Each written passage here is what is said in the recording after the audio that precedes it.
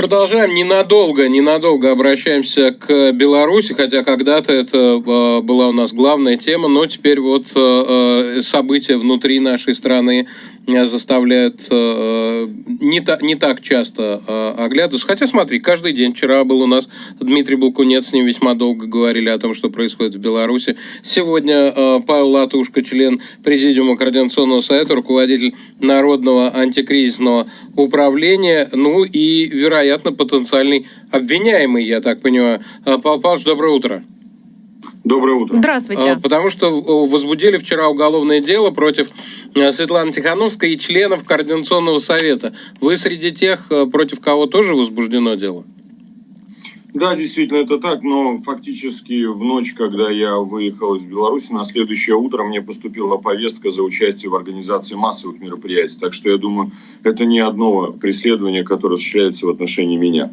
Ну, ситуация, конечно, понятная. Для нас это не вызывает удивления. Политически мотивированные преследования в отношении лидеров демократического общества, в отношении простых граждан Беларуси. Масштаб репрессий просто зашкаливает. Вот я хотел бы у вас спросить, а вы в курсе о том, что в Российской Федерации за последние 4 месяца арестовано по политическим мотивам и задержано 500 000 граждан России?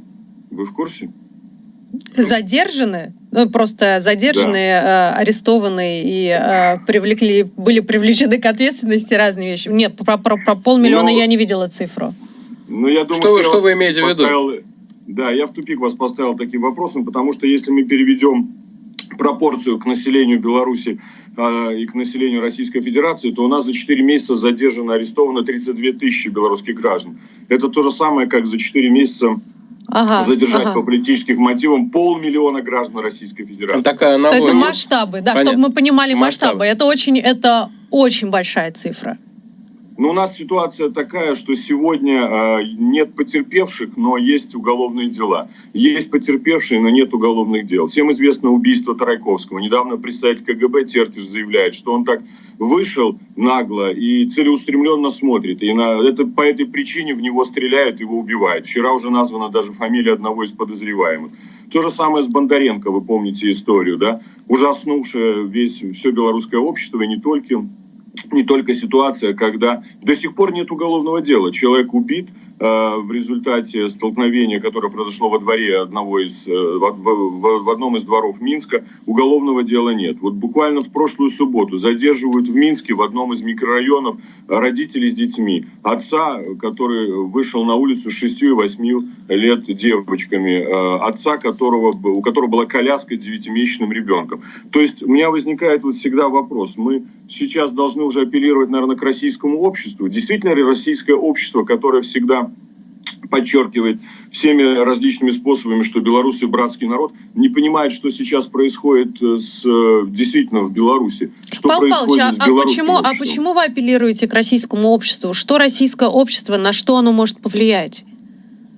Ну, я думаю, что у нас нет выхода другого, как именно апеллировать к российскому обществу сегодня, потому что все наши обращения к представителям российской власти, пока не остались без ответа. Вот видите, постоянно существует риторика о том, что якобы Запад, Америка планируют реализовать свои сценарии в Беларуси. Но вот мои контакты показывают за последние месяцы. Вчера я встречался с депутатами Европарламента, так называемой группы по сбору фактов подготовки миссии высокого уровня Европарламента по Беларуси. На прошлой неделе присутствовал на встрече с замгоссекретаря США Биганом. И абсолютно у меня, как дипломатический опыт, есть убежденность в том, что ни Европа, ни Россия не ставит перед белорусским обществом вопрос геополитического выбора.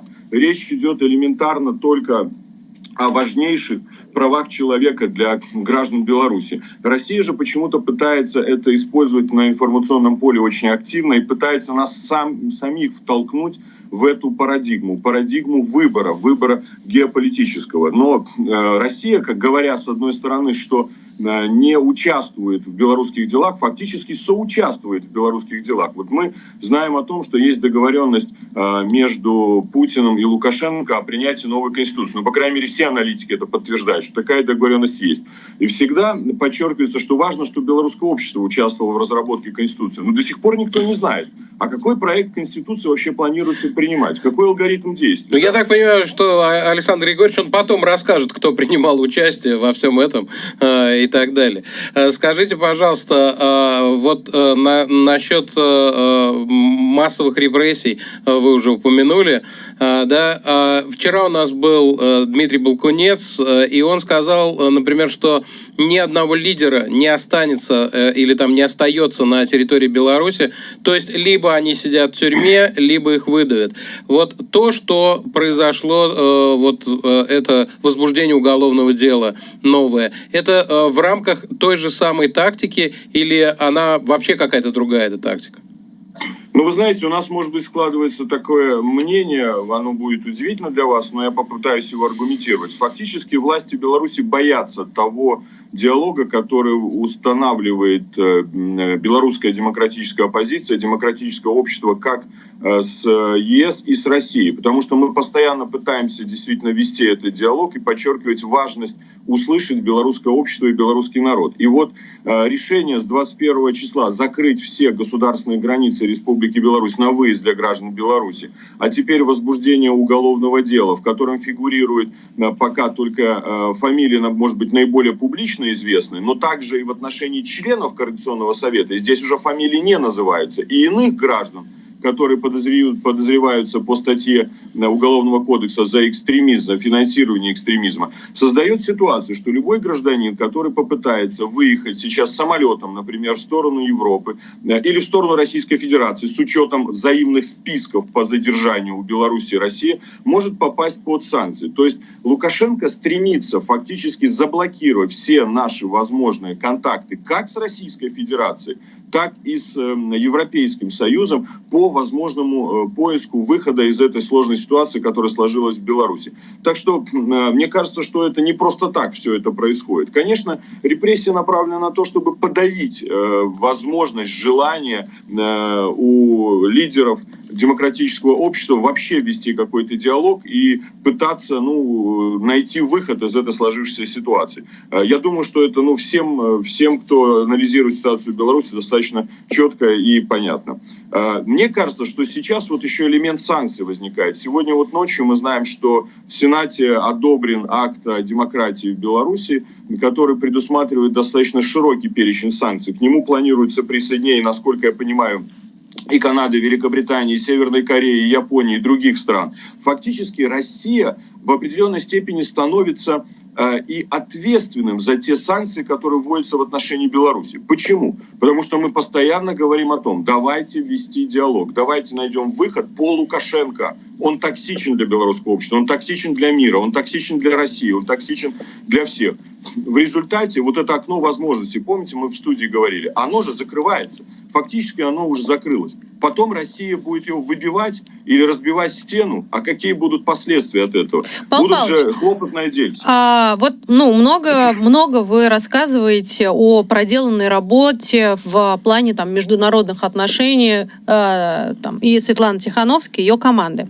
Не складывается ли такая ситуация, что у вас какая-то своя повестка, у Тихановской своя повестка, да, вот у вас всех тех, кто вынужденно покинул Беларусь, а у белорусов, которые каждое воскресенье выходят, у них своя повестка, и вы как-то все дальше вас друг от друга относят, да, немного вы как-то по-разному идете, может быть, путям. Не складывается такая ситуация?